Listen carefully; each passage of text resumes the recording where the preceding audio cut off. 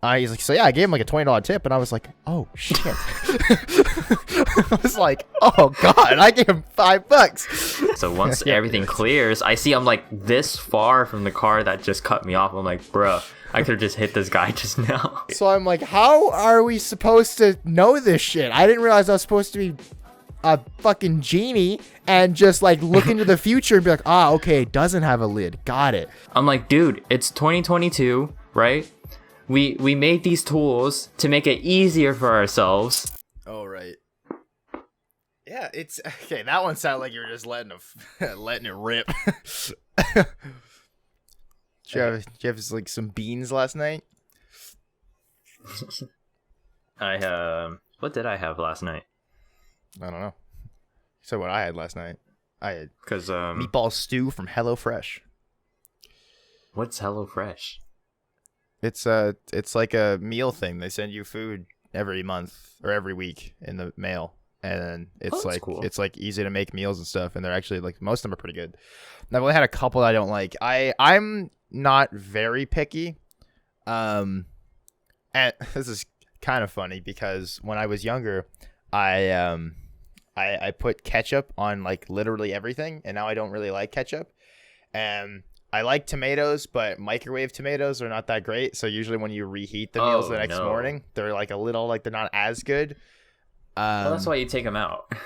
Well, yeah, but then Take out I'm all like the veggies. I used to love peppers, and now I'm like kind of on them. Actually, Kay, my girlfriend also doesn't like peppers. Peppers are like jalapenos. Oh, spicy stuff I'm fine with, but I mean like green pepper, like bell peppers.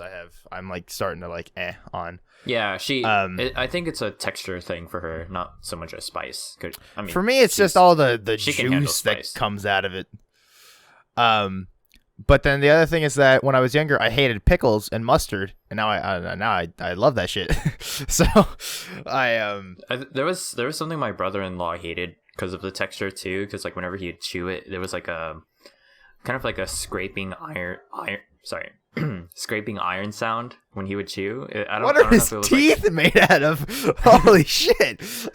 It was either like green beans or like asparagus or something, but like whenever he would chew it, it would like make that kind of stringy sort of sound. Oh, I think I know what you're talking about. Like celery? Yeah, where it's like it gets like stuck. I don't know how to explain it now, but I think I know what you're talking about.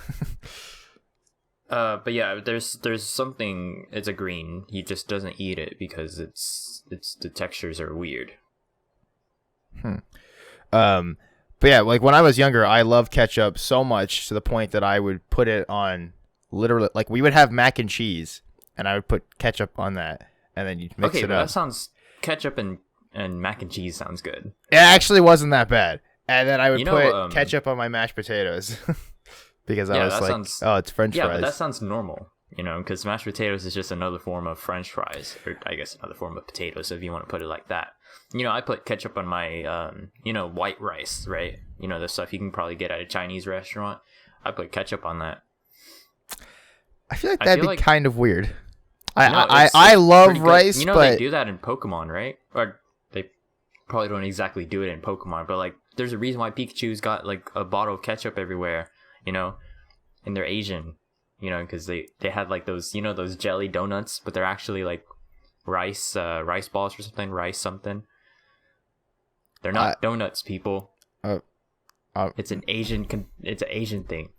Oh. But anyways, yeah, I sometimes I'll put ketchup on my rice, and it tastes. Have some eggs with it too. Eggs with it? Interesting. Eggs, ketchup, and rice. Yeah. I love rice. I'll eat rice all day long. I don't know. I find myself not liking ketchup nearly as much. When it's on a burger, I'm like, I can usually get past it. I used to hate ketchup though, because I don't know. It's the, how they use like the vinegar. Yeah, I think that's the thing for me now. It's really strong. And it's the taste of it, super I salty. just didn't like. Yeah, I didn't like the taste when I was a kid. And but now it's it's bearable. Like if I have fries with my meal, I kind of have to have ketchup. Because who doesn't have ketchup with their fries? Every time I go to Burger King or anything, I eat that shit raw. I used to do that, but then I was like, the fries are kind of like dry. I'll do that if I'm out of ketchup, but I mean, Wait, sorry, hold on 1 second. Matthew, I think you did get a haircut or something, because from the side it looks like your hair is shorter. No, I didn't get a haircut. What are you talking about? I didn't get anything. Is it?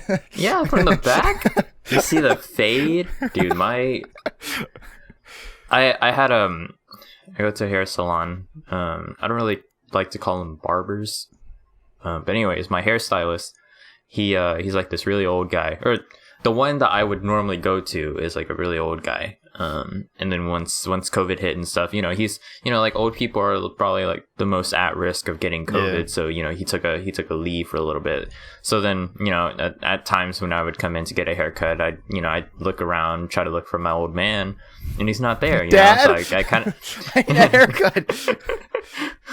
so yeah, I like, hadn't seen him for a little bit. And then recently, I went. I guess the last time I went. Like...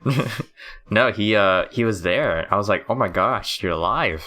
Yeah, he's like, I don't know who's been cutting your hair before, man. They've been messing it up. So yeah, the two ladies that were there, one of them would cut my hair if he weren't there. But then, at that time, like the last time I went, they were pretty busy, doing like focusing on like the ladies that were there. Because they wanted to like dye their hair or something, and so they were like, "Oh man, we have our hands full, but you can go to him." And I looked over, I was like, "Oh, it's the old guy." I was like, "Yeah." How often do you get your hair cut? Once every, I want to say every 2 or 3 months. Okay, maybe 4. On a good day, maybe 4 months. I don't really have a when I was younger, when I was living in place I used to live, why can't I fucking think of it? Anyway, when I there was like a hair salon that my mom went to, and like they knew my mom, and I would just like walk down, and it was on Main Street, so I'd walk all the way down to Main Street, walk all the way across, and then down to this place, and it was on the wharf because I lived in like a fishing town. Anyway. And I'd walk in, I'd sit down, they'd be like, all right, Matthew. And I was like 9. I was a little child. And I remember I would look at the book with all the people with haircuts in them. And then I'd be like, interesting. And then the lady would walk over and be like, all right, you ready? And I'm like, yes, I would like this haircut. And then she's like, all right, no problem. And then she'd cut my hair. And then I did that. And then I moved a couple times. And then I got here, and we couldn't find a haircut place, I don't think. And then there was a kid at school that had mentioned he got a haircut at this place, and I was like, oh, yeah, it's called this. I'm afraid to say the name because I think it's exclusive to the city I live in. I could be wrong, though.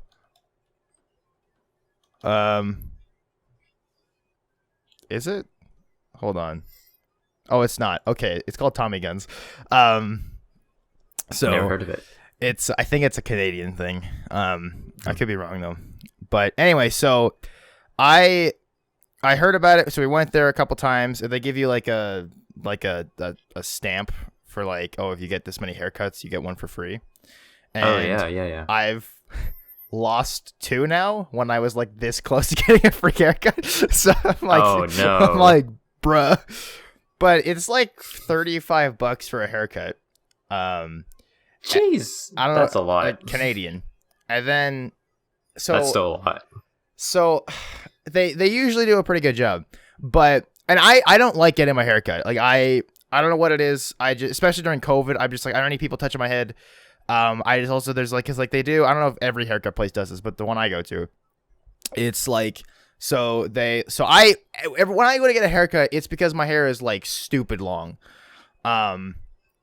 So this time my hair was like, saw it last episode. It was like decently long. But it wasn't enough that I was like, okay, I gotta get this cut. Cause I don't go anywhere. So I'm like, I don't really care spending money to get a haircut when it's just like, who's going to see it? I guess now I'm recording. So, but anyway, But my brother really cares about his hair. And he was like, yeah, I want to get a haircut. And he was in town for a little bit because then he was going back out for work. So I was like, I don't really want to go get a haircut, but all right. So we went to a different one. So we usually go to the one that's close, like that's fairly close to us, because like the city's broken up in like sections and we're close to the east. And the second one was in the north. It's still the same company. It's just in a different spot. So we had to go to the north one. So we, cause the other one was full. It had it was like an hour wait time or something like that. So we drive over, we get it cause you can book it online. So then we walk in, it's like, hey, it's going to be like 25 minutes. We were like, all right. So my brother thought it'd be faster than that. So we went inside and then, we went inside because we were told it was going to be faster, and suddenly it was a 25-minute wait. So we were walking around inside. We were just like looking at like beard shampoo and shit, just like trying to kill time. We were just looking at like what they have on the shelves, and it was like, oh, nice. Because they had 3 chairs, but they had 2 chairs like right next to the door, and they had another chair just before like the main haircut spot. But there was a guy already sitting there, so I'm like, well, I'm not going to pop a squat next to this dude. So then my brother sits in the other seat, and I'm like, all right, well, I guess I'm just going to stand here. So that's what I did. I just stood there looking at Twitter, waiting, and it wasn't 25 minutes. Like, I don't know, maybe 5-10 minutes later, this guy walks out, and he was like, all right, Matthew. And I was like, oh, okay, shit. And then I went and sat down. Now, I feel bad because the guy that cut my hair had a very thick accent. And I'm like, I like to think I'm usually pretty good at like telling accents. But there was a lot of times where I could not understand what he was saying. And I felt really bad because I was like, I felt like an idiot because he was like asking me questions and I was like, what? So I understand the first question because it was just like, okay, so what do you want to do for your haircut? And I was like, oh, okay, that's pretty easy. So I usually just do like, shave the sides and back, trim up the top, and then, all right. Because I just like to keep it short. Because it's like, I don't really style it any particular way. Clearly, I look like I got hit in the head with a book. But it's like, it feels nice when I got headphones on and there's not that much hair blocking it. So anyway. And then he was like, okay, how much do you want off the top? And I was like, and then he like showed me and I was like, yeah, that's good. And then he was like, all right, well, what about the sides? And then I was like, and then he was going, I was like, I don't know. I usually go fairly short. And then he was like, stop. How about I just show you? And I was like, okay. And then he started like shaving my head. And I was like, what the fuck? And I was like, okay. But this is what this is how short he made it. So I was like, okay, actually that's fine. But yeah, so I was like really taken aback. And then, so I had just showered, but I put a hood on before I went. That was the other thing. That was kind of funny. So I was wearing my yellow sweater. Now, that sweater is like fairly small. Like this one's a bit baggier. It used to be a lot baggier, but I guess I've grown. But so I also hadn't done laundry because the like washing machine and dryer have been like used up for the last little bit because like my brother had to do his laundry. And anyway, so I hadn't done my laundry in a bit. So I had my yellow sweater and no shirt underneath.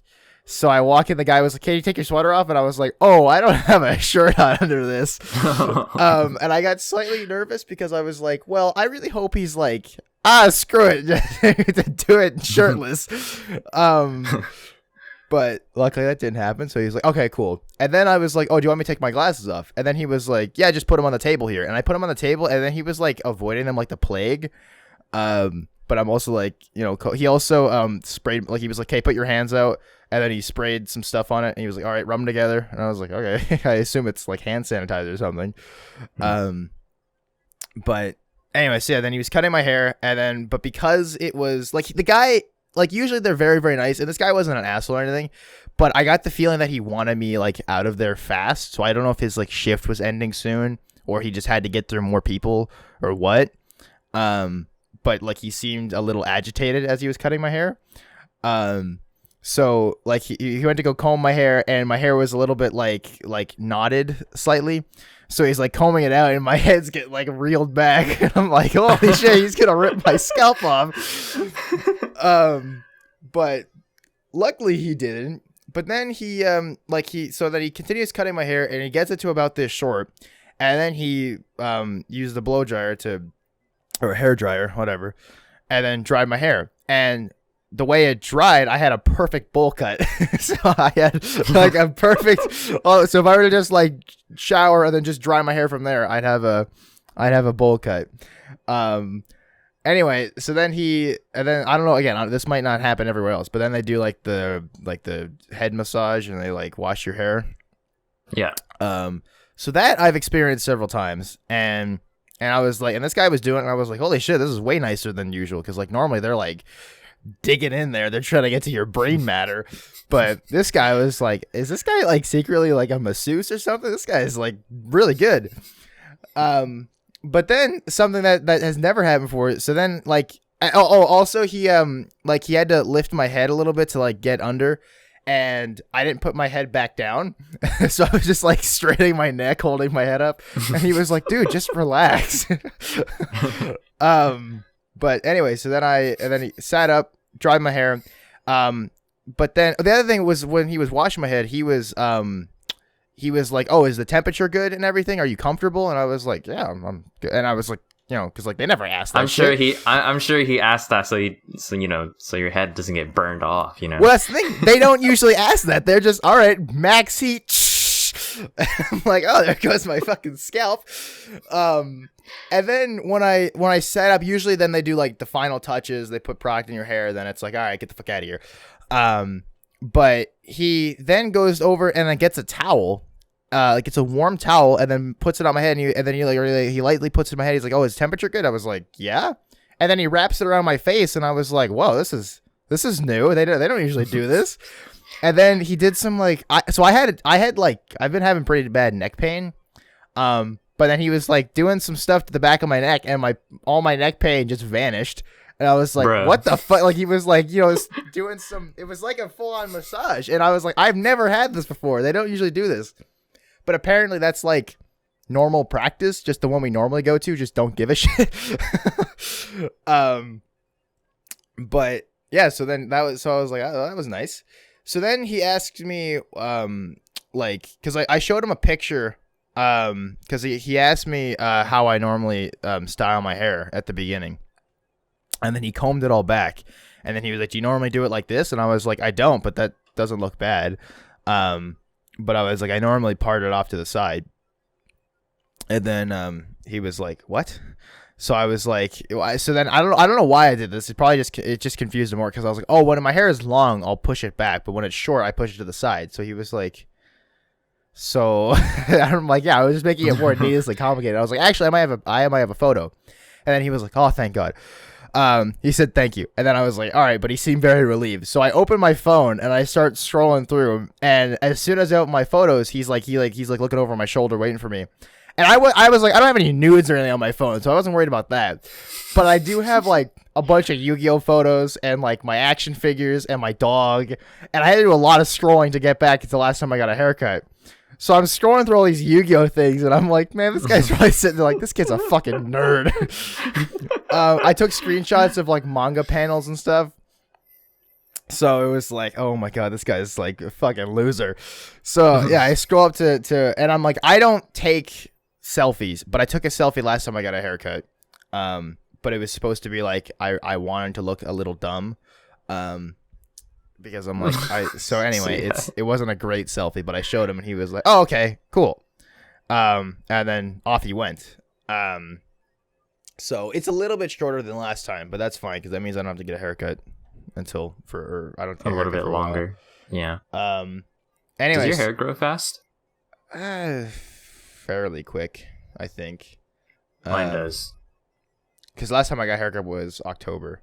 And then I just got a haircut like a couple days ago, or a few days ago. Yeah, even now my hair's kind of getting long. This length is like, it's okay. Like, I don't mind it.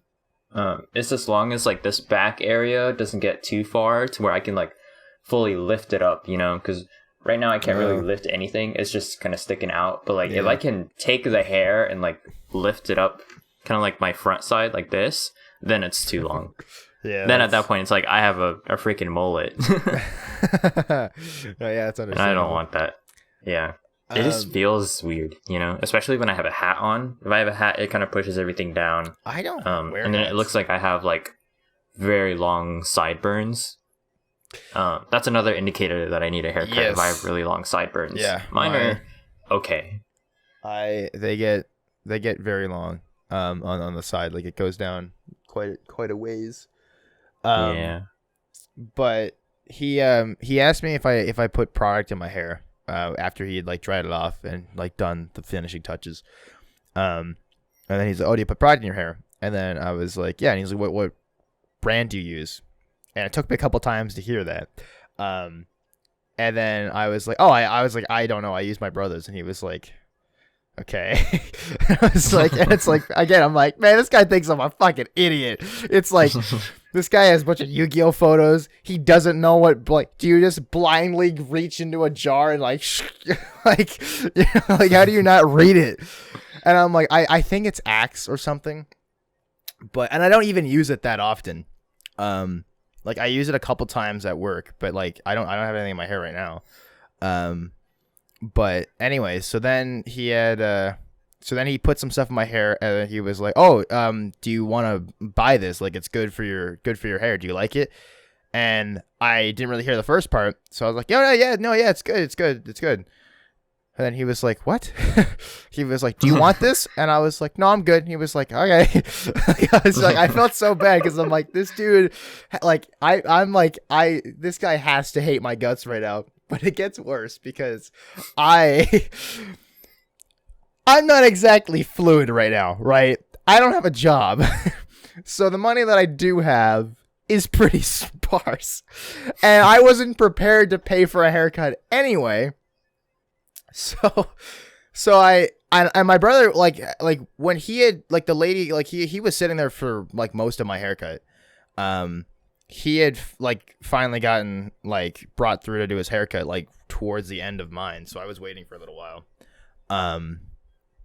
So I go to pay for my haircut, and then it's like, all right, tip. I was like, well, the massage was very nice because I don't have any neck pain now. But I was like, I also don't have that much money to give, and it's already $35, so I gave him a $5 tip, and I felt so bad about it because my brother, because that's super low, because then my brother was like, yeah, the lady that cut my hair was super nice, and then, like, we were sitting in the car afterwards, and then he was like, yeah, the lady that cut my hair was like super nice, like, oh my god, she was incredible. I wish I would have got her name. But he was like, yeah, I'm going back to this place, like the massage was very nice. I was like, oh yeah, it's a lot better than normal. He's like, so yeah, I gave him like a $20 tip, and I was like, oh shit. I was like, oh god, I gave him $5, and he was like, oh, all right, and I was like, yeah, and he got rid of my neck pain, and he was like, and you gave him $5? I was like, I don't know, man, I don't have much money. I'm sorry. I'm trying to do some math here, because like where I go to get my haircut, it's only $13. What? It used to be 12. It used to be 12, but now it's 13 because of inflation. 13. 13 American dollars. 13 American dollars. That's 16 Canadian dollars. Yeah, it's pretty cheap. I mean, I've been to more like expensive hair places, but I go to this one because me and my dad have gone there for like, I don't know how many years now, 10 years. I'm 21, so what was it? The accident? About 10 years. About 10 years. No, it's funny. I saw this TikTok of oh my gosh, Kay has been getting me into TikTok more and more. But I saw this TikTok of how to sound more Southern, and pretty much the idea was you just keep rambling on, and you don't finish the sentence. And that's how you sound. That's how you start to sound a little bit more Southern. And then, you know, of course, you throw in the little accents. Okay, well, I must be Southern. I never finish one. I'll have 13 different stories going on at once. I think it must be the time zone that you're in. Because, you know, since I'm in Central Time Zone. Well, I guess so. Maybe there's... I think there's a... You're not in Central Time Zone? Oh, you don't have a time zone. Well, yes, I do. I just don't have daylight savings. Oh yeah, no, but I think Texas might have different time zones, but I don't know. But anyways, yeah, I saw that video. I was like, huh, Well, it's the maybe size maybe of it a does work. country. Cause I think a lot of people down here, they just ramble on, and then they, they'll like continue their sentences, and then they'll like move on to something else. Like the other day, I had a little sandwich and put some pickles and mustard and lettuce. They'll add. Did you hear in what Tina said? They throw in the little details, right, to make it sound, I guess, more southern. And when you think back I had a on it, sandwich with mayonnaise and barbecue sauce. it does, yeah. Doesn't it sound more like southern than if you just said like, yeah, I had a sandwich? I guess so. Oh man. Or I guess if you really get into it, it would be like, yeah, I had a sandwich. I put some butter and mayonnaise and barbecue sauce, and I slathered it on, and I made sure that bread was crispy golden brown. And I put some chicken tenders on it. That sounds. It sounds more southern when you add more details, right? This is and off of course topic. you throw in an accent. But when I was younger, I would still probably do this now if we had it. But like in middle school, I would get home from school and I was like, okay, I'm itching for a snack. I would get white bread and butter and just eat that. Like, no, actually, no toast. Butter and just bread? like I wouldn't toast. Oh, you don't toast it? I didn't toast Bruh. it. I would just take a piece of bread, put some butter on that, and be like, delicious. Actually, I feel like as a kid I would have probably done that one time. Did you ever do that as a kid where it's like, hey, no one's home and I have ingredients, I want to just make some absolutely cracked stuff? I want to make some absolutely cracked, like good edible stuff. Like I'm not gonna eat butter from a jar. No, but I would take like popcorn and I think I put like cheese on it. Bruh. It was like, I was like, this is fine, I guess. That doesn't sound bad. Would you put the kernels in? Would you put the cheese in with the kernels in the microwave so that when it actually you'd have to open the bag first, right? Yeah. We have a popcorn maker where you just take a jar of kernels and pour it in and then it does its thing, but that's a little bit more complicated and you don't get as many popcorn, but it's supposed to be like healthier or something. The popcorn I like is the Smart Food white cheddar stuff that you can get in a bag down at the Save On Market. Oh yeah, I think I've heard of that brand. But I'm not sure. I don't eat popcorn that much. Popcorn's not like my favorite. I love popcorn for just a good old snacking. I like the caramelized popcorn. I like the sweeter. I don't. I don't know what it is. Popcorns. Caramel popcorn. I just don't really. Because whenever I have like normal popcorn that says it's there's butter in it, I don't know. I would like more butter for some reason. I will say when I saw Spider-Man, we got a large popcorn and a large drink, which is like, I mean, I had a pretty big hand. So this is what, a 700 milliliter water bottle. It was like twice the size of this was our soda. Oh man, it was like fucking huge. And then I'm holding. Okay, I guess I already just explained 700 milliliter water. Anyway, but then I got a big old bag of popcorn, and I love popcorn. And I'm like, okay, I want this popcorn to last me through the movie because normally I get their popcorn before the movie even starts because the credits or the previews and shit. It's like, hey, did you know Batman's coming out? Yeah, I know Batman's coming out. I'm on Twitter. I know a movie's coming out. Get back. I want to see Spider-Man. But yeah, so I was like 15-20 minutes into the movie and the popcorn was starting to make me a little sicky and I was like halfway through the bag and I was like, this is so much popcorn. But I also think my stomach's gotten smaller. Like when I was younger, I could devour like 2 Roadhouse Kings from Burger King, and now I eat one of those things and I'm like, that sounds so good. When I worked not at this store but the store just before it, my first job, there was a Burger King like literally a 3-minute walk. So on my lunch break, I would walk up to Burger King most times. And I went there so often that the people there would just be like, oh, you here for a Roadhouse King? And I'm like, yeah. Like, they were just like, oh, I've seen this kid 70 times. I He's aspire always to here. be like that. Yeah. And I'm like, to be like that. And it's like, I'd walk in and it would just be like, what's up, guy? And then every once in a while, I'd spice it up. I'd get like a Junior Whopper on the side if I was really hungry because I'm working in the warehouse. I'm moving around and I haven't eaten in like 30 hours. I'm hungry. I'd get like at the most I ever did was I got a Roadhouse King and a double Whopper on the side, and that was a lot Oh of food. wow. That was a lot Wow. of food. But there was one time there was a girl from work I saw that she was a cashier and she was like very skinny. And I saw her at Burger King and she had 2 Roadhouse Kings on her thing, and she was by herself and she ate both of them in like 3 minutes, and I was like, what the fuck? What? Like I was eating my Oh my food and I was gosh. like, I looked over, I was like, oh, she looks familiar. I was like, wait a second, yeah, she worked at the same place I do. So I was like, anyway, I kept eating, and because I would set up my soda, and I would plug on my headphones, and I'd have my phone propped up on that, and I'd just sit in the booth, and then just watch some YouTube, eat my food. So I was eating my food, and I look over, and they're both just gone, and she's just like crumpling up the garbage and everything. I was like, what the fuck? Man, she really had to go. I'm like, holy, how hungry do you have to be? Like, she had to be like 120 pounds. Like, she was very small. Oh, I'm like 130. So I'm not too much bigger. But I am also I guess I'm also pretty skinny. A lot of people say I'm skinny. I am. But that's also like I'm wearing like a hoodie right now, so you can't really tell like what my build is like. I don't have like an upper body, but then my arms are kind of swole from like tennis, and then my legs are kind of swole too.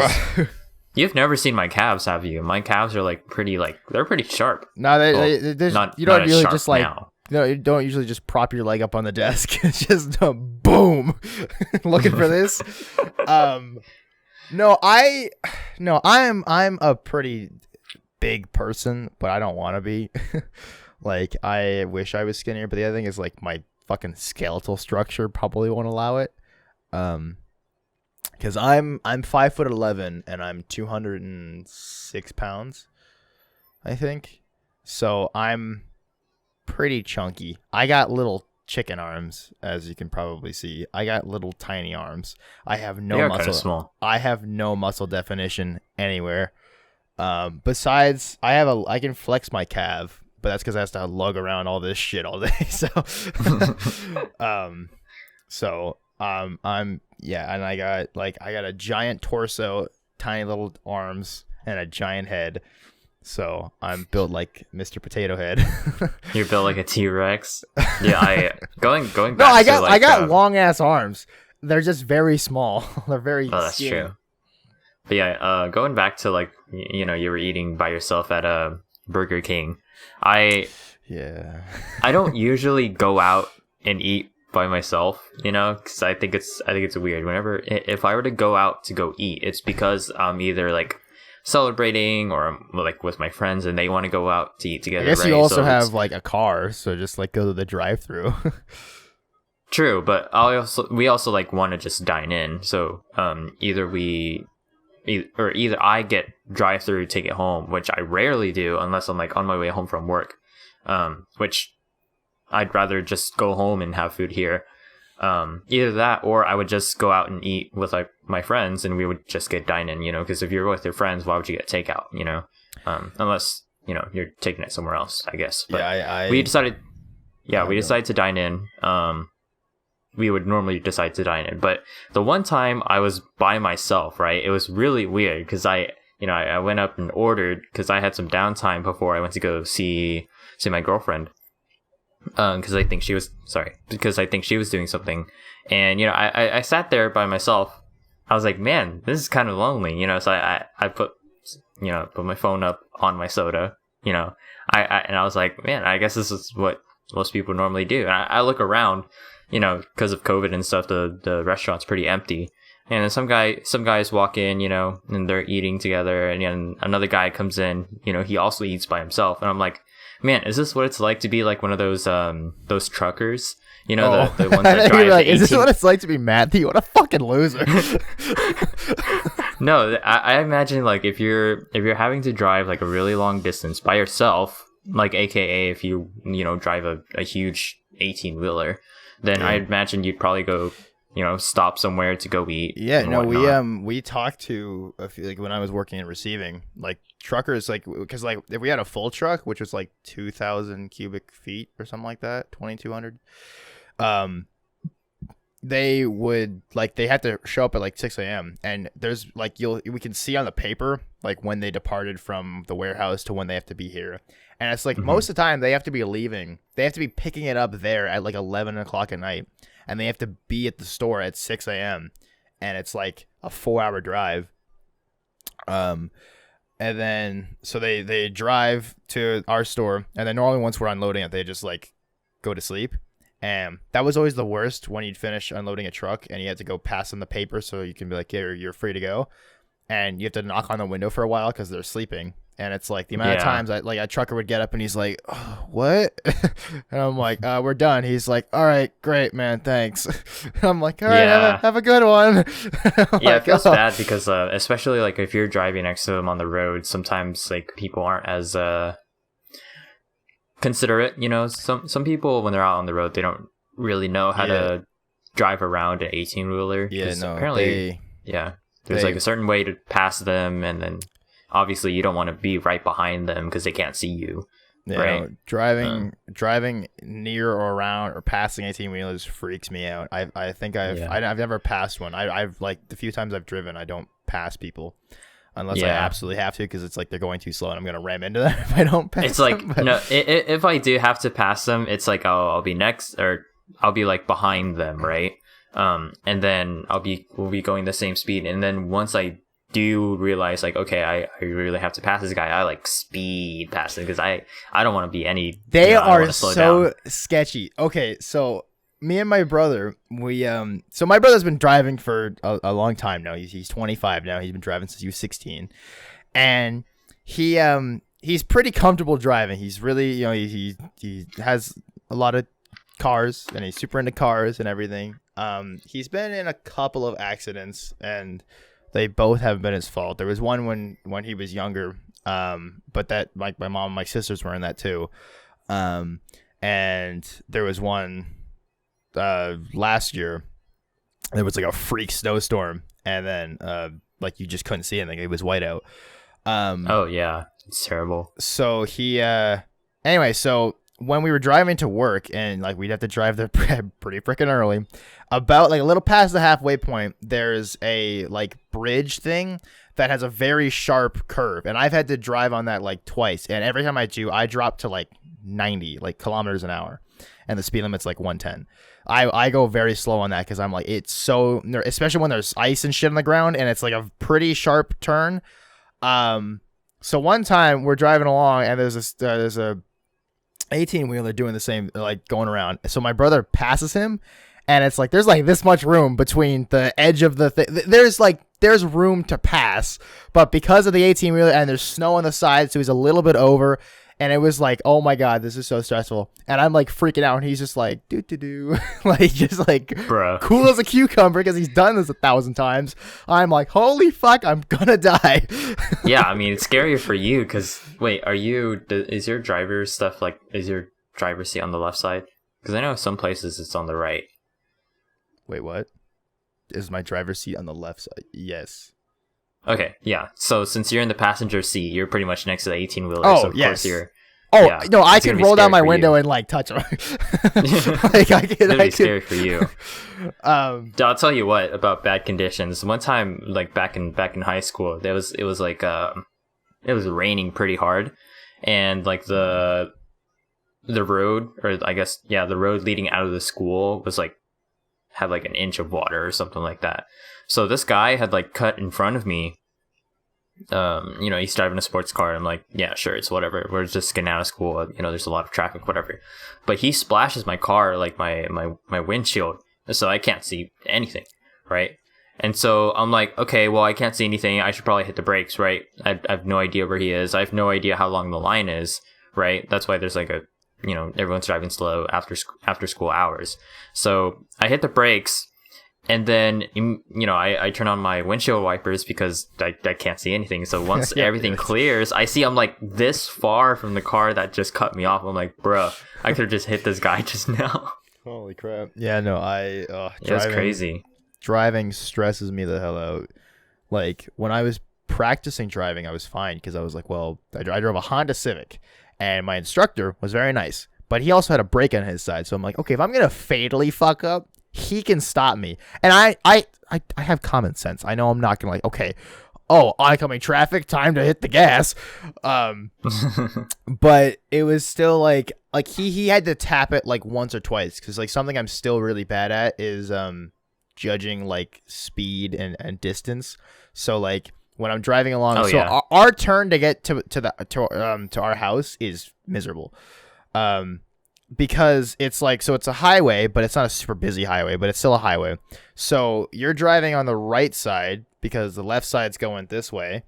And so then my house, or the road to get to our like little neighborhood, is to the left. So you got to wait till everyone's passed, but also people behind you don't care to stop half the time. So it's like, usually it makes more sense to pull over to the right into the shoulder and then let everyone pass and then go over. But what I've done, even when it's clear, I'm like, okay, I'm doing like 70. I'm starting to slow down, and I'm like, wait, the exit, it's coming up very fast, so I have to turn. So I'm like, I've almost ended up in the ditch like a couple of times now because I'm an idiot. And I'm like, well, I can't be going too slow. But yeah, I'm really bad at judging, like, okay, stop sign's coming up, I gotta slow down to it. I don't slow down fast enough so that I'm really close to the stop sign. I'm still doing like 20, so I just like full on slam the brakes. And oh my gosh. Everyone's like getting whiplash. Yeah, I'm not a very good driver, which is why I don't do it. You'll get there, dude. I was driving to Kay's house. There's this really sharp turn on a ramp. And when you're driving along, right, it doesn't seem too, it just seems like a normal right turn, right? But this wasn't like a clean turn. This was like a huge curve, right? So when, the very first time that I, turned onto the ramp, I had drifted or something. It sounded like I was drifting. I was like, dude, Tokyo drift? Am I in Tokyo drift? Oh, no, it was crazy. At first I thought it was some other car. When you're driving on the highway, do you listen to like Deja Vu or Tokyo Drift or like? No, I just turn on my anime music. All right, well, it's Deja Vu like is very anime. it's high intensive anime music that gets me pumped up. So if I'm driving fast, it's like the kind of like Dance Dance Revolution type music, which like really energetic and stuff. Oh yeah, that's fair. But of course, if it's at night, I'd have like R&B. Is that what it's called?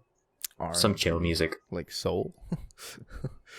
Just something like more relaxing. When I or not the last time I drove, but a little while ago. Last time I drove the 86, which is my brother's, another one of my brother's car. It's a 86 Volkswagen Jetta. So, like, there's no. So you normally in a stick, when you have to go in reverse, you push down and then over to reverse. This doesn't have that. So when you're going to first, you're gonna end up in reverse. Hashtag bars. So normal, what you're supposed to do is you go to second, then up to first. That part's fine. I never had an issue with that. It is a little sketchy when you first turn the car on because you got to rev it up a little bit because it's an old car. But when you first turn it on and you think you're in first and it's like, hey, I want to go forward. Behind me is a fence. So I'm really hoping so it's like, that's why I'm like very careful to let the car go. So anyway, but I like hadn't driven in a while and I was like, okay, I really got to practice because I'm like, I got to get my license. And I was super nervous. I wasn't nervous. And normally I'm super nervous and I was fine. And I was like, this is weird. Like normally I'm like I'm super shaky. I'm like losing my shit in the car, but I was like, nah, screw it. I'll drive. So then my brother gets in and he was like, what are you doing? I was like, I'm going to drive. And he was like, oh, okay, cool. So then like away I go and I get up to there's like a little hill and that part I hate because I'm pretty slow. Like when you're in, like letting up the clutch and then going, because then you start rolling as soon as you let off the clutch or I let off the brake rather, you start rolling. So I start going and I don't know what happened to me, but I was like, okay, there's cars there. And I was like, oh, I can make that. Completely forgetting there's a fucking red light there. I just straight up broke the law. Like, off to a great start. But But then I was fine from there, and I was like, I made a couple, like I was making mistakes. My brother was like, "What are you doing, dude?" But I was like, normally I'm like losing my shit, and I was like, I don't know what it was that day, but I felt perfectly fine because I was like, oh well, it is what it is. I'm still like, nothing's like everything's fine. And then I got the highway, and then I messed up again just before I got on the highway. And then because the other thing is that like I go from second, and then you're supposed to go third, fourth, fifth. I usually just go from second to fifth because I missed the third and I go way too far over. And then the car jumps up and it's like, holy shit! All right, better speed up, buddy. And when you're going onto the highway, that's fine. Okay, it's not fine. It's not the end of the world. So anyway, I was driving on the highway. It's like 9:30 at night, so it's pitch black. I'm driving, and then my brother gets quiet and he's like looking at his phone. And then it's suddenly like, for some reason, it hits me. I'm like, wait a second, I can't drive. So then I'm like, I pull over and I'm like, hey, you can take over. Because like, I don't have very much confidence in myself, but I was like doing fine. Then suddenly it hit me. I was like, yeah, no, I can't drive. I don't know what I'm doing. So then I stopped and then I didn't drive home. I have driven home. I drove home in the GLI, which is another car my brother has. It's Volkswagen Jetta GLI 2012. It's a very nice car. And I drove home in that. And I was pretty nervous, like, leaving the city. Because once I got on the highway, weirdly enough, because I talked to people at work that were roughly my age, and they were like, I hate the highways. And I was like, well, I'm honestly fine on the highways, for the most part. Because it's just kind of like, you don't have to pass people if you don't really want to, assuming they're, like, going the right speed and everything. If they're too slow, then, yeah, you got to pass them. But I'm just like, I don't know, you turn on cruise control, you're in sixth gear, so you don't have to touch the clutch or anything. Now you just, like, sit there and then just like make sure you don't run into any like deers. And I'm like, yeah, I can, like, I'm like, that I can do as soon as I'm in the city and stuff. And there's a lot of, because I'm just like, my startup I'm really worried about, and that's like one of my biggest fears is stalling at a red light. And it's like, or just like stalling in the middle of the road, and then it's like you gotta turn it back on and everything. Which I know it doesn't sound that bad, but it still freaks me out, because then I'm like, well, what happens if I mess it up again? Because that's the thing, is now you're even more nervous because now you're stalling in the middle of the road. So you're like, hey, I gotta get out of the road as fast as possible. Yeah, you start panicking. It hasn't happened yet, but I'm like, I'd rather. That's why I'm like avoiding a car, because I'm like, well, I don't want it to happen. So yeah, I don't know. Driving scares me. See, that's why I drive an automatic and not a stick. I don't know how to drive an automatic. So easy. You don't yeah, have to worry about anything. Driven automatic. Just make sure your foot's on the brake. Yeah, I've driven automatic, and those are great. I've driven a couple of those. I drove the Honda Civic when I did my stuff. Your test. And yeah. I drove like a Chevy, like a big truck. I've driven that before, and that was fun. I feel like a little kid when I'm driving that thing though, because it's fucking massive. So it's like, but yeah, automatics I much prefer. But yeah, I drive a Toyota Camry right now. But when I was taking my driving test, I ended up using my dad's Sienna, or I guess it was my mom's at the time, but I used a Toyota Sienna. And no, I think it was my dad's Sienna. So I used this, family minivan, and I'm just this little guy. I think I was like 18 or 17. No, I was 17. And I'm just this little guy. Hey, what's up? You ready to go driving? And up until then, I would only use like the Camry to like practice driving. But then every now and then my dad would take me in his minivan instead. So yeah, I did pretty well. So I can have a family and drive in a minivan. Well, I don't know about that first part, but I can drive a minivan. The thing that bugs me so much about myself is that I know how to drive a standard, and that's all we fucking have around. I will say my brother's done a lot of work to his cars, and that makes me nervous too. Like, he has a short shifter in one of his cars, or two of his cars. He might have gotten rid of the one in the GLI, but I know the 01 has a short shifter. And that freaks me out, because I'm like, you're trying to get to first, and you're like stuck on the little edge. So you're like, you push it as far over as you think it can go, and it's still not going up because it's like stuck on some stuff. And it's like, holy shit, I just need to get into first. And then when you're trying to shift around, it's like, because the thing's revving up, so then you shift. And that's the thing, is like, my biggest problem is just the startup because I'm so scared of stalling. Because once you get past first gear, you're fine. Because like your shifts might not be great, but like that part I'm fine with. It still makes me a little nervous, like when you have to shift and you're like making a turn because I'm focused on the turn and people around me and I gotta shift.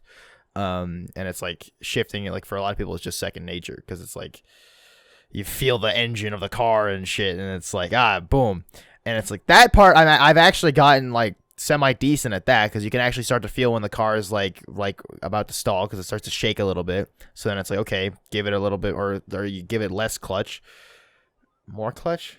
More clutch. there's like a balance point where it's like too far out. If you're going too fast, the car will start like and then like, well, too slow, you're just like rolling down a hill. but anyway, so I'm usually just too slow. There's like a little trick you can do where you can hold on the brake and then you bring the clutch up to just before that little engage point. So then as soon as you left the brake, you bring the clutch up like a little tiny bit and then boom, you're good to go. I have no idea what you're talking Fun about. facts, tips for how to drive a car with Matthew. But yeah, so driving a standard, it still freaks me the fuck out because I'm like, it just makes me so nervous. The shifting because I'm like, I'm gonna fuck it up. There's more steps involved because I'm not used to, like, the road still makes me nervous and like other people still make me nervous, especially around here. People are psychopaths. Like, it's like, I think speed limit's 110. Everyone's doing like 130. It's like, you're fucking slow. It's like, yeah, what? that's how it is over here too. It's like, no, you're just a crazy person. I think the only stick or the only standard card I've been in was like my friend at the time. We're not close anymore, but he had this like Jurassic Park Jeep. It was so cool because like I love Jurassic Park. It's like one of my favorite movie like series or whatever. But anyways, he was taking me and my other friend to somewhere, I forget where, and he was like doing this thing on the side. He was like going back and forth. I'm like, I wonder what he's doing over there, because I've never been in a standard car. I wonder what he's doing over there. I don't know what like standard is. I just like I have it automatic. It's like you move it once to reverse. Yeah, it's just move it again. Well, yeah, it's just neutral, like an automatic. Like have you noticed like when you're driving your car? And it's like you're speeding up and the RPM's going a little low, and then it picks back up again because your car shifted. So it's like standard. Manual. You're just doing that manually. So it's like it's like the same idea. I don't know why I'm explaining this because I don't know what I'm talking about. But I again, that's the thing that bothers me is I know how to drive a standard and I've done it before, but it's still just driving a car makes me so nervous because it's like I can drive a standard, I can drive on the road, I can't do them together. So it's like if that makes sense, because when I'm on an automatic, I'm still a little nervous, but it's like, okay, the light turns green, I just let off the gas and the car's moving. Yeah. And it's a similar idea. There's just another pedal on the floor when you're in a standard, but for some reason it still freaks me out. Because it's like because the other thing is that once you get past that engage point, I guess, where the car is like done or where the car is now moving forward and you can let your foot off the clutch completely. Usually at that point, I'm fine because then it's like, okay, now I just push the gas. First gear is very small. Like as soon as you tap on the gas even a little bit, the RPMs are like flying up. So then you shift to second. And it's like, I know roughly when the RPMs are like it's like around 2,000 to 3,000. That's when you shift. And it's like, again, I know how to drive it, but I don't know how to drive. That makes sense? It's like a confidence thing, right? It's like you know the answers on the test, but you don't know if they're right or not because you don't really know if they're the actual answers on the test. That has happened so much. This is a great segue to math because that has happened so much recently because I've had so much. Oh my gosh! Because don't even. Like I'll be doing them and I'll do all the formulas right. I'm gonna rant a little bit about. I'm not gonna like mention my school or anything like that because I'm not gonna dox myself. But I like they. Okay, so I'm getting angry now, like because I hate math. When I was younger, I was pretty good at math. I used to be bomb at long division. Sorry, bomb's a bad thing. I used to be really good at long division. And now I don't know where to start. But I used to be pretty good at math. I was a gifted kid, as they would call. And like every other gifted kid, I'm fucked now because it was like when I was younger, it was all like, oh, Matthew, you're so smart. Like, holy shit. Everyone else is like, how do you do this stuff? I'm like, I don't know. It's just pretty easy. And I'm like, and then so I got into this sort of thing where it's like, so it's like you're told like how good you are at this stuff. So you don't study as much for it. And then you kind of just slink by. And now I'm at a point where it's like I also went to online school and then I just like didn't do school because I was like, I want to play Minecraft instead. And then I got super far behind and now I'm like, catch up. No, not catch up. That was earlier. Anyway, so they have this thing. So the math I was doing earlier, yesterday, and it made me so angry, was they'll make, so for the unit I'm working on now, there's like slight variations in the formula, and then there's slight variations in the question. So I'm using the right formulas just for the wrong questions. So it's like, it'll just be slightly differently. So it'll be like the diameter instead of the radius, and I was supposed to divide that. And I was like, how did I get this giant number? Because I didn't split it in half. And like little things like that. And it's another reason why I think I'm dyslexic, because I look at this stuff and I'm like, what the fuck? Because I'll like do the review and it says it's wrong. I'm like, well, how is it wrong? I did everything right. And it'll show you what you did wrong. And I'll be looking at that and I'll be looking at my notes and I'm like, that's exactly what I did. And then it's like, no, you did this one thing slightly wrong. And I'm like, motherfucker. Yeah. Yeah, that happens. I had one where it was like, and this pissed me off the most, and it's I don't know if it's similar to what you had, but it was talking about volume, and it was basically like you have to find the thing. It's like it's a toy box, so it's a rectangular prism. So then you find the volume or whatever of that. So I'm like, okay, I can do that, and then I do all the stuff. It's one of the answers there. It's one of the answers in the multiple choice thing. So I was like, oh my god, yes, I did it. It's right. But they trick it because they have the answers for like slightly different formulas. So it's like if you do it wrong, there's still a right answer there. So you feel good about yourself until your dreams get crushed when you click submit, and then it's like wrong. Anyway, so I worked my way around. I get to that question. I'm like, that was wrong. And then it was like, yeah, a toy box is a rectangular prism without a lid on it. And I'm like, so then why didn't you fucking say that? Like, you just said a toy box, rectangular prism. Okay. But how am I supposed to know it doesn't have a lid on it? What the fuck? Like, I feel like, because most toy boxes have lids on them. Like, right? Am I crazy? Yeah, no, you're right. So I'm like, how are we supposed to know this shit? I didn't realize I was supposed to be a fucking genie and just, like, look into the future and be like, okay, it doesn't have a lid. Got it. Oh and my gosh. And I'm like, it makes me so angry. I know your math is way more advanced, and I'm talking about like preschooler math right now, because I'm also the math I'm in is the math that's like just do this to get it done, because there's like pre-calc and shit, and I was like, yeah, no. Oh yeah. And I took a hard right turn. Yeah, okay, so the other night, Matthew and I were like, yeah, we should do some homework, watch some anime. I actually never ended up watching any anime because I'm like this kind of worker that's like, okay, I'm gonna finish all of these before I, take my break. And I never did end up finishing any of it, so therefore I never did take a break. Yeah. But anyways, one of the math problems I had, I'm taking calculus. It was like you have a 7-ounce cup of coffee, or the cup is hold on, I have it here. 7 ounces. Yeah, like an average coffee cup is 7 centimeters tall. An average housefly is 0.6 centimeters long, and it's like, it's actually fairly similar to mine. But before that, the question was like, your coffee cup is 7 ounces, right? You finish all your coffee, so it's just an empty cup, and you see a fly wandering around. And, at first when I'm reading that, I'm like, what is going on? I'm not. Why am I looking at this fly? Oh yeah, the questions are usually. And then it was like, and then you trap the fly in the cup when it gets close to the cup. I'm like, why am I trapping this fly? I'm just gonna swat it with a fly swatter. Yeah, there's so many math questions that make no sense, because I'm like, when am I gonna need this in real life? Like, yeah, and then it was like, okay, you decide to like trap another fly, because you see another one flying by, and then it's like, based on estimations, like how many flies do you think you can trap? I'm like, I'm not gonna.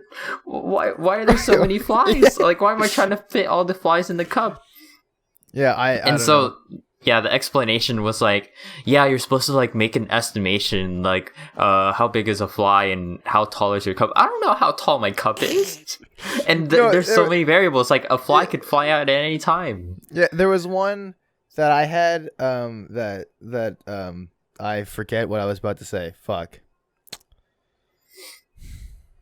Well, shit. It's How like was your that day? knowledge is no. It actually there's this brings me to there's like another problem. It's not a problem that I had. It was like a problem that interviewers have. It was like it was something along the lines of you're like 20 years old and you have like this ship, and then it was like how many goats, or what is the maximum weight of your boat. I don't know, it had something to do um with like a certain age you have like a license, and how much cargo and stuff you can carry, how many animals or livestock, or something of that sort. So then when I read that, I was like, yeah, of course, that makes sense. Like, if you have if you have a certain license, you can carry this amount of like animals or cargo or whatever the question was asking. But then looking at the question, like, you know, from the eyes of someone who doesn't know that, you're like, what do goats have to do with like A boat? with like this boat, you know, or Besides like the fact that it rhymes. what does my age have to do with this, you know what I mean? Yeah. So it's like those kinds of questions. It's, you know, they're very interesting questions. It really makes you think, because like if you don't have that kind of knowledge, you know, of course they're probably not going to hire you. Like, oh, why would you? Well, that's like common knowledge apparently, wherever that question's from. But you know, we don't know that kind of stuff. I just know I hate math with a burning passion.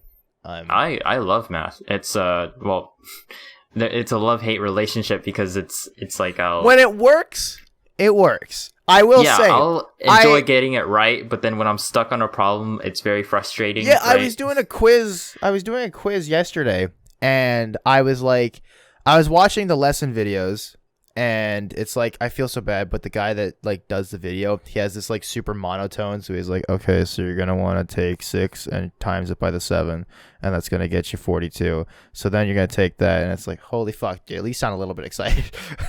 so so I'm like, this guy sounds like he's 3 seconds away from being like, you know what, fuck this, and like slamming his laptop closed and be like, I quit. Like, sounds like his dog just died. So anyway, but I did a quiz, and I was like, I skimmed through the video, so I was like tapping the arrow, because I was like, okay, I kind of get this. I'm kind of understanding this. So I was like skimming through the video, and I was like, okay, this seems like fairly straightforward. So then I did the quiz, and I got like a 2 out of 5, I think it was. So I was like, okay, that's not too bad. Ripperoni. So then I looked at what I did wrong. I wrote down some of the formulas and stuff, and I just like studied the review sheet of like what I did wrong, and I did it again. And then 5 out of 5 immediately, and I was like, let's go. Yeah, so it's like every time you get that like 5 out of 5, like pristine, it's like, holy So crap, satisfying. I'm a absolute unit at math. Yeah, I was doing some physics homework, and the Yeah, unit, or me like too. a lot of the questions were like they're talking about, it's called significant figures. I don't know if you've ever learned it, but it's basically like what Spider-Man? at what point are the zeros in a number like significant or not significant, right? So if you take 100, right, there's only one significant number, because the only number in there that's significant is 1. But Okay. if you had 100.0, suddenly you have, I think, 4 significant figures, right? Because it's 100, but then it's precise to the 10th decimal spot. You know what I mean? So the 1 and then that very last 0 are significant. But then there's another rule that's like, if like, you know, the first and the last number of something are significant, everything in between those numbers are significant too. So suddenly all 4 of those numbers, like the 1, the 0 in the tens place, the 0 in the ones place, and then the 0 in the tenths place, they're all significant now. I'm gonna need that one more time. I didn't quite get all of that. It was basically like is basically like how many like significant numbers there were. How many so I was getting a lot numbers? of those wrong. Yeah, it was really tough because I didn't understand like that at first. 'Cause I was like, I remember doing this in high school, so I like, you know, I tried to do it and I got a few of them wrong, and they were like, nope, you did this wrong. And I'm like, what do you mean I did this wrong? Like, I'm pretty sure that's a significant number. Nope, it's not. All right, It's fine. it's about, and then it was like, it's about as insignificant as you, and I started to cry. Oh God, you got some Yeah. rough math. Yeah, I think I'm gonna be skipping college. Uh, Yeah, it was tough. And then the other class that I'm taking this spring semester is it's like this programming class. So oh my gosh, the video lecture that he posted was so mean, because he was basically like, you know, he y'all was telling suck us, at this. no, literally that's what he said, because he we were looking at, like, you know, the syllabus and whatnot, and then he gets on to like, I guess, part of the lecture. He's like, yeah, this is stuff that you should have learned in your other class, because you should have taken this prerequisite course, and they should have taught you this. So if you don't know this, and that means you're still used to oh man, you guys are so used to copying and pasting things nowadays. It's so disappointing. And he goes on to rambling. He's like, oh, I had a friend, he like does this interview, and yeah, he like asked them, he like gave them this command prompt screen. He's like, without using a mouse, try to make a new directory and then create this file without using the mouse and clicking on stuff. Because normally if you make a file, right, you go to your file explorer, let's say you want to copy something, right, you like copy and paste it, or if like you want to make a new directory, you just like make a new folder in your like your the CD thing, the you just make a new directory. But he was complaining that we don't know how to use like the command prompt line. And you know, he was complaining about like, yeah, our generation doesn't know, or our generation isn't computer literate because we don't know how to use the command prompt screen. I'm like, dude, it's 2022, right? We made these tools to make it easier for reminds ourselves. me, it's like, remember the Ellen thing when she'd have like a segment where she'd bring on like 16, 17-year-olds and give them like a rotary phone and be like, figure it out, or like give them like a map and like, okay, tell me where this is. And it's like, it's almost like we have better technology now and we don't need that shit no more. Yeah.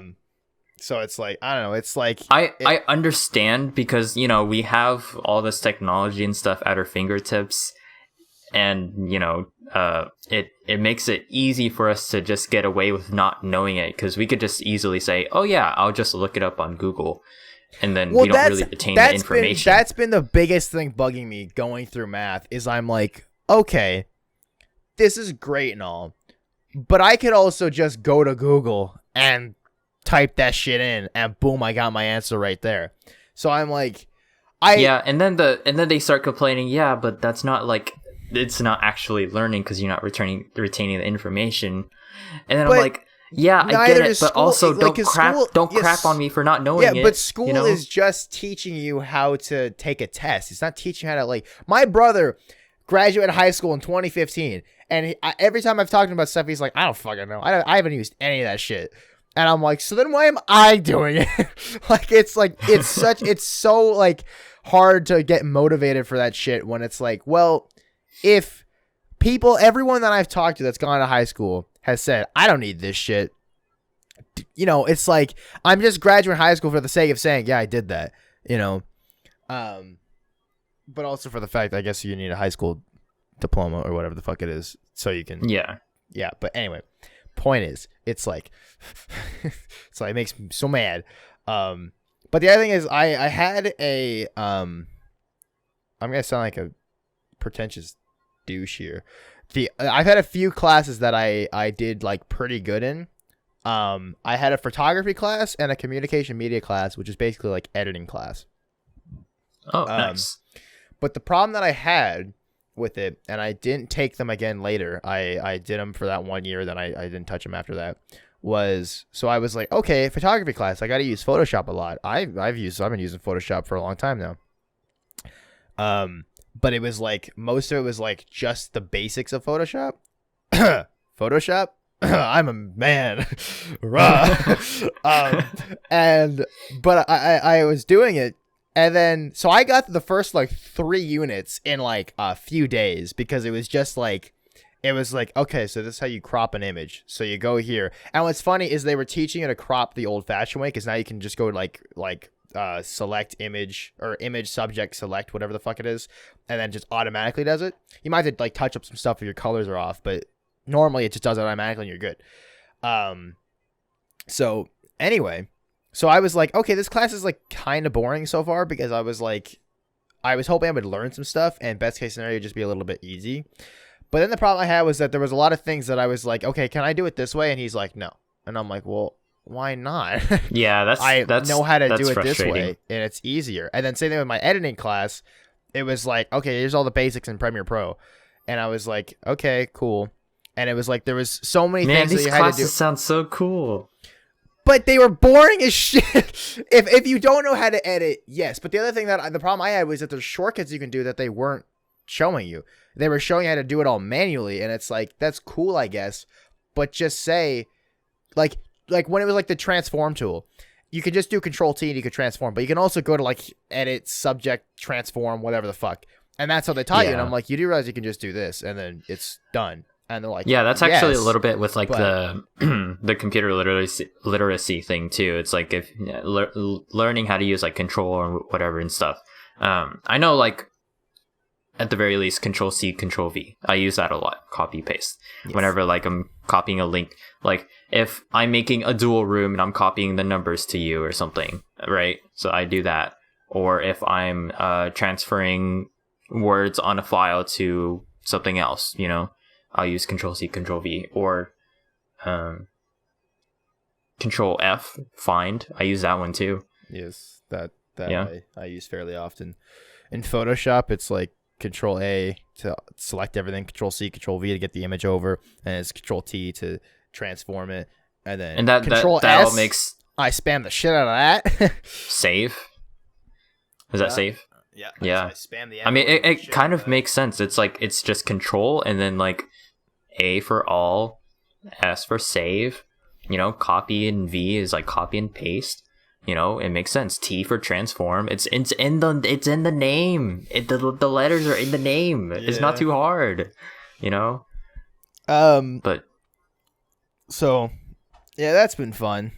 But I guess I could talk about this a little bit because I did watch a few things and read a few things since last episode. Oh yeah, let's talk about anime. I finished Skate the Infinity, which was pretty good. I enjoyed that. The ending was like fairly like basic, I guess. It was just kind of like yippee, we're all friends sort of thing. And I started watching Soul Eater. And I've you're like on what, episode 25? 26, or I'm technically on episode 27 now because so Funimation, which is what I use for anime, has it broken down into 2 seasons. So I was like, okay, I'll get through season 1. So I watched the last episode last night, and it ended like super abruptly. Like they were getting ready for a massive fight, and I was like, this doesn't feel like a final episode. And then it just like cuts, and I was like, what the fuck? Like it just like the ending started, and I was like, huh? But then I found out that apparently it didn't have a break like that. Funimation just broke it up into 2 seasons, but apparently it just kept going every week. Which makes more sense as to why season 2, episode 1, or episode 27, just picks up right where that ended. Oh yeah. So I assume they're just gonna do the whole fight, which I'm pretty excited for because it's a pretty cool fight. But Soul Eater was really solid. There was a big fight that happened at the end of the season, but then the last 2 episodes, which are usually for like a season finale or like a training thing, like Demon Slayer was like sort of training, like gearing up for the next thing. But it was like, this was more of a recovery period. And it was a bit of a goofy episode. But then it was suddenly like, okay, we're going off on some grand adventure. But yeah, no, the last few episodes, like the final fight was pretty cool. Or not the final fight, but the last big fight of season 1 was pretty cool. Like there was some like goofy characters that got to get serious and do some stuff, which was nice. Like everyone had a part for the most part in that last few episodes. So yeah, Soul Eater is really good. There is some fan service in it that's like most of it's just weird. Like there's a cat lady that's like just naked half the time, and she like really wants attention. And she shows up in the fight because there's like these tiny little mice flying around, and it's like, oh, and she's in cat form, so it's like, okay, that makes sense. But then the mice fucking fusion summon together and become some like hot lady. And it's like, what the fuck? The heck? And then they're like, and then they fight, and then all the bystanders are like, oh my god, it's so hot. And it's like, man, get the fuck out of here. Oh my gosh. But yeah, so there was a couple of fan servicey moments that were just sort of weird, but they also, none of them like overstayed their welcome, I guess. Most of them were just like, okay, that was weird, and then they moved on, except for the cat lady. Like she's just a fan servicey type character. But for the most part, they were able to, like, it would just pop, because it was just kind of like, because the show was from 2008. So it was just sort of like, okay, that was weird, and then they would move on. So it was like, okay, I can get past that. But there's one character in Soul Eater that pissed me off so much, I tweeted it out. So real quick, if you don't know what Soul Eater is, I don't want to like spoil it, but basically the whole idea is that there's these meisters and then weapons are people that can turn into a weapon, and then the meister wields the weapon. And the weapon goes around eating these things called Kishin souls, or Kishin eggs, or Kishin something.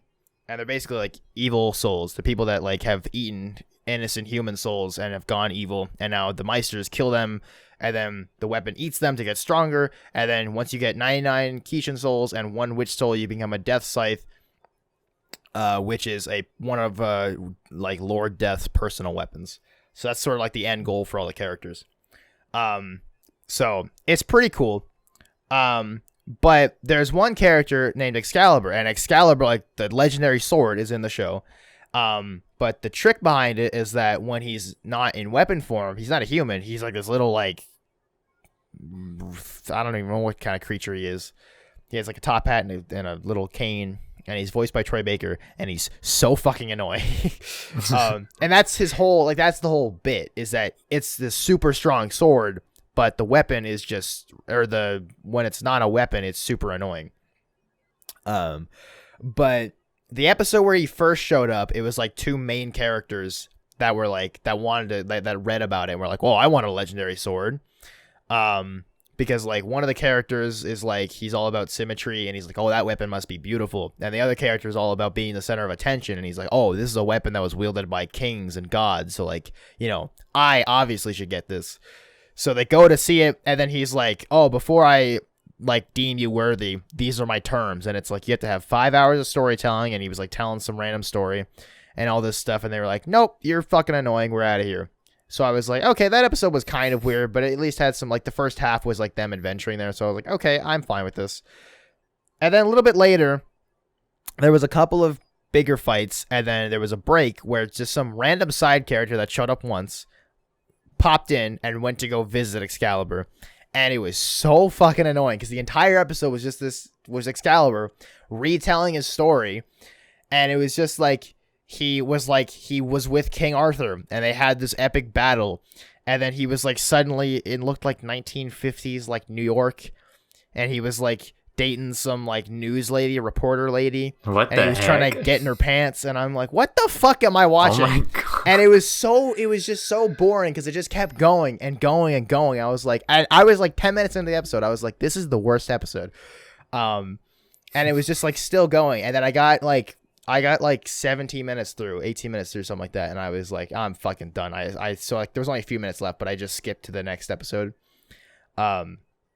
Because the whole point was this side character needed to write a report on Excalibur, so he's like, oh, I might as well go meet him myself, and I was just like, holy fuck. But so I got curious, so I was like, okay, I'm curious to see if other people agree with me. So I typed in worst episode of Soul Eater, and then it was like Legend of the Holy Sword Part 3, and I was like, there's another one. so I honestly might just, because it was like that episode, and then there was another episode that I've already seen, which wasn't that great, but I would call it the worst ever. And then it was Legendary of the Holy Sword 2. So I was like, okay, so a lot of people agree that these episodes are pretty bad. So I'm like, all right, at least I'm not in the minority. So I'm like, I think when I get to that episode, I'm just gonna skip right past it because it was miserable. But yeah, that's all I watch for anime. I read some manga. I'm reading 2 manga that are ongoing. I don't know how to pronounce it. It's like Dororon. It's basically a monster slaying. The fuck did I just say? Monster slaying manga about this Mononoke monsters, and this guy has a little tiny Mononoke that turns into a giant sword, and there's like samurai. It's like pretty new. It just started back in like November, I think. There's only 6 chapters. So it's pretty fresh, but I'm enjoying it so far. And the other manga I read that I really like is called Blue Box. It's about a boy who's on the badminton team has a crush on this girl who's on the basketball team, and she's like top of her class, like she's really good at basketball, and it's like a romantic kind of thing, and it's very cute, and it's like the first like sports anime manga thing that I've seen. You should watch Baby Steps. I'll probably check out some of those other ones. It's like watch an actual anime. I wouldn't say it's a romantic anime. Like the romancy stuff doesn't happen all the time. It's mostly like, you know, the guy playing tennis. But there are like more romantic bits and more comedic bits in it as well. So it's not like Prince of Tennis where it's like everyone has like a superpower and then they're just like, oh, he's so strong, I don't know how I'm gonna hit this shot. No, it's pretty close to actual tennis. Like no one really has like superpowers. It's just this guy has like this guy is really strong. He can hit really strong shots. Or this guy has like a really good eyes, so he can like see like or predict where the ball is gonna go. You know, it's like stuff that's like kind of extraordinary, but not to the point of like, yeah, I am gonna hit my tornado shot. Yeah, or something. And Blue Box, it was like he's like the badminton guys. It's mainly about the badminton guy because the basketball girl's just already like amazing at basketball. She has her own stuff going on, but there's like a love triangle going on in that, and it's the manga is very cute. But I also really like the actual like sports aspects of him, like when he was like playing badminton against like a formidable opponent, and it's like some dude in college who's just like a god at badminton, and he's like, I don't know what I'm gonna do against it. But I also like that they didn't I forget what I was gonna say. Fuck. Yeah, I don't remember what I was gonna say. The manga is really like good though. How they didn't like drag it on or something. Well, yeah, no, like the matches were pretty short, because it was like the matches weren't like the main focus. Like the main focus is this like sort of blooming relationship, but it's not like Horimiya where they got together like pretty early. It's sort of like there's like so much dancing around going on, and it's like weirdly frustrating at times because it's like this girl likes this guy, but he likes this girl, but this girl thinks she likes these guys like each other, so she's staying out of it, but he likes her, and she's like, oh, well, he doesn't like me, so I'm gonna go do something else, but he does like her, but he's too scared to say anything. And I'm like, holy fuck. Have you ever seen a Korean drama? No. I mean, the closest I've gotten is maybe Squid Game. They're pretty interesting. It's they're a lot of them are like kind of romantic. So the episodes are very long. I mean, like some of them are like an hour and a half or something, or like maybe like 45 minutes worth. I'm not too sure. I haven't seen one in a while. But like the ones I have seen, they're like crazy. Is it like Young and the Restless? I don't know what that is. It's a show that's been going on since the 70s. Yeah, I used to watch K-dramas back in the day with like my sisters because they would watch it too, but I like have zero time for that. I could hardly watch anime without any without being like, oh man, I'm kind of tired, because like I can't sit and binge anymore. I feel like unless I'm working on something. I'm actually not really. I'm not as not as bad as I used to, like with My Hero Academia. Oh, thank God, I almost missed it. I almost didn't mention it this episode, but I got it in the end. Don't worry. Oh man. So, yeah, My Hero Academia, when I watched that last year, which is weird. It's been a little over a year now since I watched that show, but I watched like the entire thing, like back to back to back. And I had some shows that I like really intrigued me, but I was still able to pause. Like with Jujutsu Kaisen, I was still watching that. I was watching like 8 to 12 episodes a day, so I was able to get through the season pretty fast. But Soul Eater, though, I've been going through it at a pretty steady pace. I've been doing the Animato technique. Animato, that's what it's called. Yeah.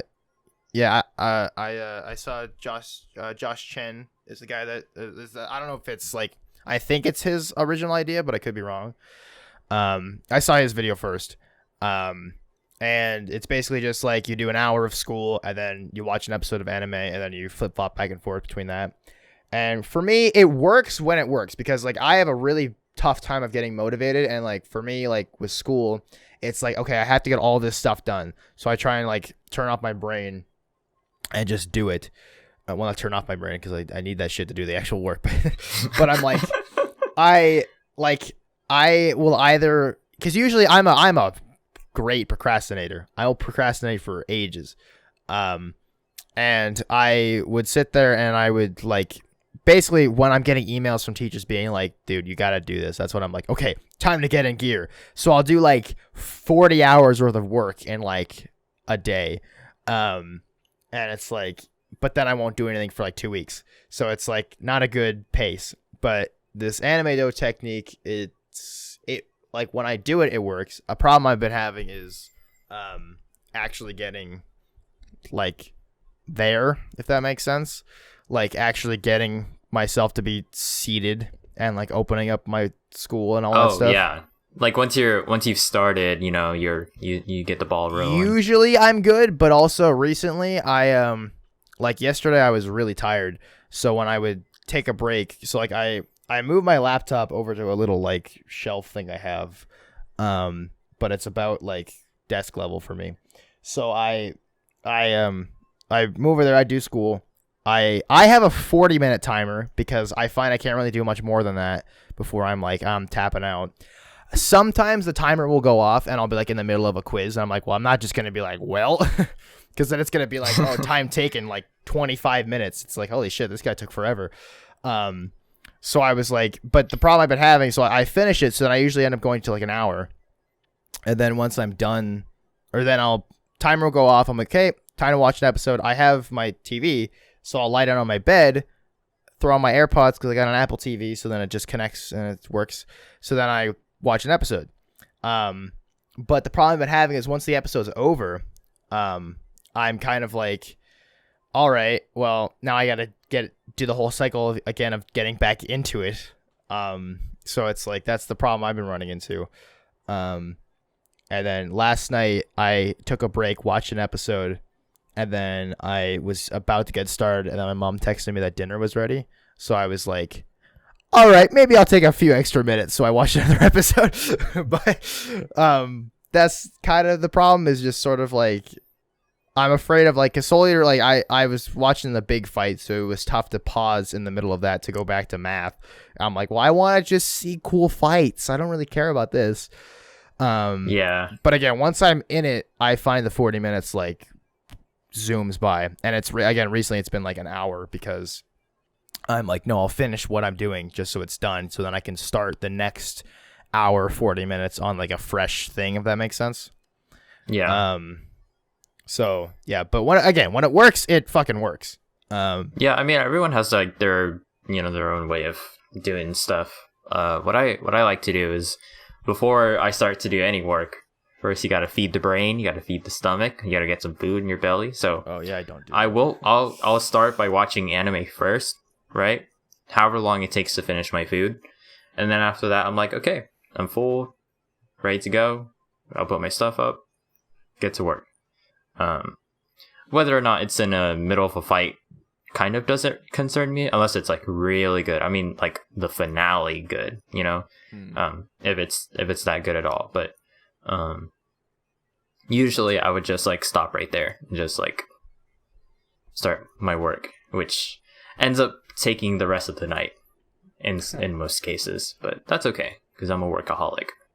Yeah, school has been like taking over a bit more, and I've been getting to sleep later. Like today I woke up like 25 minutes before we had to record, which like never happens. I'm usually like Oh, up I for, always do that. okay. Well, I'm usually up for like 4 or 5 hours before we sit down to record. And I wasn't today, so I was like, all right, well, so I'm, and it started to hit me now because I'm like, I haven't eaten anything. I've drank this bottle of water. I didn't have my coffee this morning. So I'm like, it started to hit me now. Yeah, But I will say this semester already feels a little bit harder than like the last semester that I had taken. my Probably next because I'm semester taking starts slightly next harder week. classes. That would Yours do it, starts yeah. next week? Yeah, February 4th. So not next week. Sick. Well, it's pretty close. Oh, speaking of next week, you know what game comes out next week that I'm excited for? Pokemon Legends Arceus. I've been on TikTok here and there, and I've seen a lot of people talking about how they're getting spoiled. I've yet to be spoiled yet. Knock on wood. I've been spoiled. Any wood. Oh shit. I've been spoiled by A Drive. He's been posting clips of like the leaks and stuff, and I'm I don't mind leaks and spoilers, because it's cool.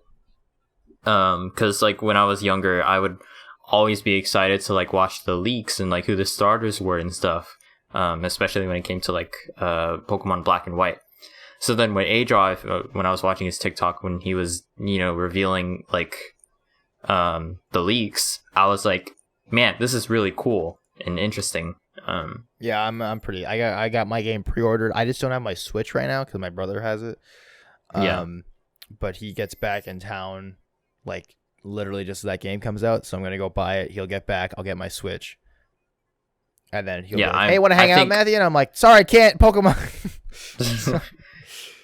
Yeah, that's like the game I'm like kind of excited for. I was more excited for Legends Arceus more than Brilliant Diamond Shining Pearl. I mean, it's literally just Diamond and Pearl, and this is like freaking Breath of the Wild type. Yeah, this Pokemon, is like it's a complete new spin on normal Pokemon, so I'm pretty excited for it. Yeah, I hope it does well. I mean, I'm sure it will because they took a little bit longer to get it. I say took a little bit longer. They did Diamond and Pearl, finished that before they released Legends Arceus, right? They could have done it the other way around if they wanted to. Well, yeah, it is kind of crazy that we're getting 2 Pokemon games like more or less back to back. Within like what 2 months within each other. For me, for games, we got Legends Arceus next week. February 4th is Dying Light 2, and then February 28th is Elden Ring. So whole bunch of games, and I'm mighty excited. Elden Ring is made by the same people who made Dark Souls and Bloodborne and stuff. And I'm super excited for that game. And speaking of games, Master Duel, the thing that everyone's talking about, came out like a few days ago, and it's been announced. It was announced like a long time ago, but of course, like only a few people on my timeline, like my Twitter timeline, were talking about it. But then, like when like a few days after the game came out, like yesterday, I just I checked my YouTube feed, and literally everyone's playing Yu-Gi-Oh! Master Duel, even like. Because I subscribe to a lot of like Pokemon YouTubers. Unfortunately, I don't watch anymore, and they're all playing Yu-Gi-Oh! Master Duel. They're like, reliving my childhood and stuff.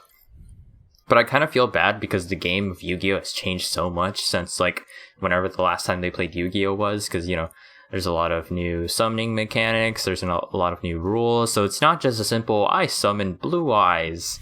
It's like I summon this, and then I summon this, and then I link these two together, and then I special summon this. Insane synchro monsters, then it's like rip. That's the state of the game right now, and that's why I'm kind of scared to do like competitive Master Duel, like ranked Master Duel, just because you really have to invest into those. Like Duel Links, I've been building up new decks and stuff, and Duel Links is a lot more casual because Master Duel is like even the AI are tryharding, But also, I didn't realize like your deck is massive now. It's like 40 cards. Yeah, it's like twice the amount. So you really have to consider. And I'm like, I'm like drawing into all spell cards, and I'm like, oh my god. And it's like I know a lot of spell cards can be like special something from your deck, and like that's kind of the idea. Because I've seen so much special summoning, and it's like getting 5 cards in the field first turn, and then they end their turn like, yeah, what are you gonna do, pal? And I'm like, fucking nothing. I'm not gonna do jack shit. That's literally the game of Yu-Gi-Oh right now. It's cool. like trap cards, like the purple trap cards you see in like Duel Links and stuff. A lot of like trap card effects are like on monster cards now. And you can activate them from the hand. Yeah. So instead of having it face down on the field, right, you can just, hey, I have this card in my hand that says you can't do that. You just send it to the graveyard or something. Yeah, I think it's Ash Blossom that does that or something. Right now I feel very out of my league playing Master Duel because I feel like I'm just starting to understand Duel Links better, and now it's like I'm playing Master Duel and I'm like, what the fuck is happening? Yeah, it's definitely a big step up with like the back to TikTok, golly. So I was looking at there was like a TikTok that popped up about Master Duel tips and how they were saying like the starter deck you choose at the beginning is like, sorry, depending on your skill level and how well you know Yu-Gi-Oh, determines which starter deck you should choose. So if you're starting out, or if you haven't played the game in a while, they recommend the Blue Ice White Dragon deck. And then it moves on to, I think, the Synchro Summoning deck. If you're a little bit better, then you can do the Synchro Summoning. Or if you're caught up with like the current meta of the game and you understand everything, then choose the third deck. Which is cool, but I just like my Blue Eyes White Dragon. I've got next to my little new buddy here, I've got 2 Blue Eyes White Dragons right here. What? I've got a Blue Eyes White Dragon structure deck. Actually, I have 3 of them because I like Blue Eyes White Dragon, and there's a lot of Vanguard stuff. I'm going to your house. I want Blue Eyes. Yeah, like that whole trading card phenomenon thing where like all the stores were like wiped out of like decks and stuff. Yeah, I remember the Toys R Us near me. Like it was like big sign on the Yu-Gi-Oh cards. Empty. Yeah, so before all the Pokemon at this time all the Pokemon cards were gone, right? Because Pokemon was the big thing. But no one had ever, no one thought about touching like Yu-Gi-Oh. I mean, of course, no one's going to touch Magic because, those aren't as cool. But with Yu-Gi-Oh, no one was like messing with them. So I was like, hey, how about I collect Yu-Gi-Oh cards? So they reprinted a lot of the first ever packs. The first box was like Legend of Blue Eyes. So I opened a bunch of those and I pulled 2 of these Blue Eyes White Dragons, like, from the reprints of the first box. It and looks like alternative, but it's a different artwork, but it's still Blue Eyes White Dragon. I sent both of them to get PSA graded.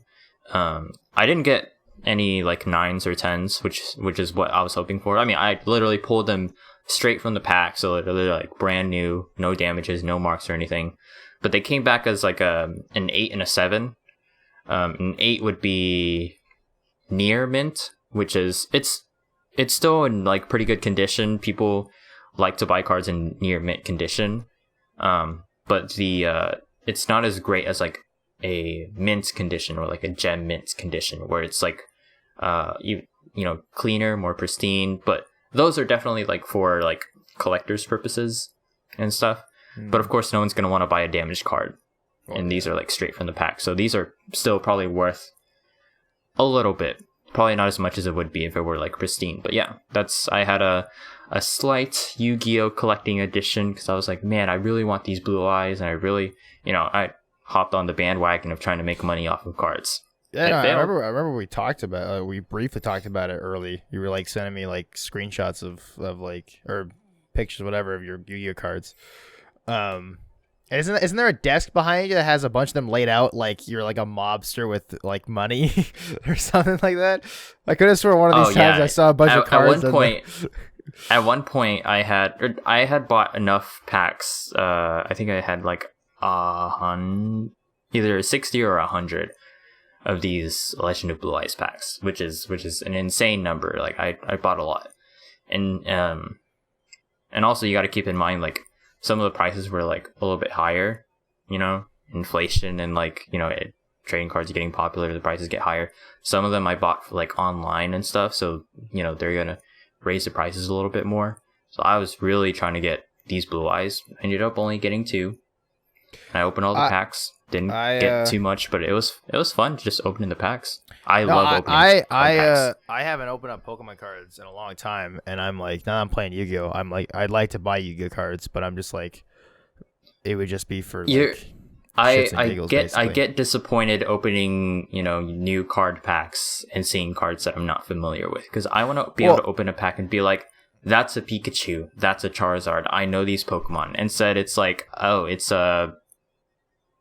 See, I can't think of a Pokemon name that I don't know because I don't know the Pokemon name, so I can't give an example. Yeah, that would do it.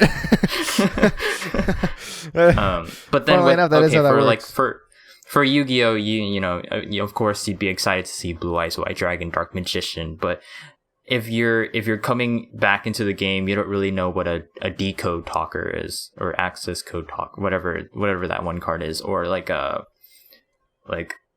people know what Blackluster Soldier is, right? But they don't know like Blackluster Soldier, Super Soldier. Maybe they don't. I don't know. Even you're probably like, like, who the heck is that? Yeah, because everyone wants to see like the iconic cards: Dark Magician, Blue Eyes. I want to pull my 6 Samurai, Witch of the Black guys. Forest. Would be ideal. But I don't know. I've thought about just going down to Toys R Us and like seeing what they got for Yu-Gi-Oh cards, but I'm also I don't have that much. Like I kind of just want to go on eBay. Yeah, I kind of just go on eBay and see what kind of decks they have. Yeah, just selling older decks and stuff. They're gonna be expensive, but it'd be cool to see. Yeah, no, Yu-Gi-Oh is pretty sweet.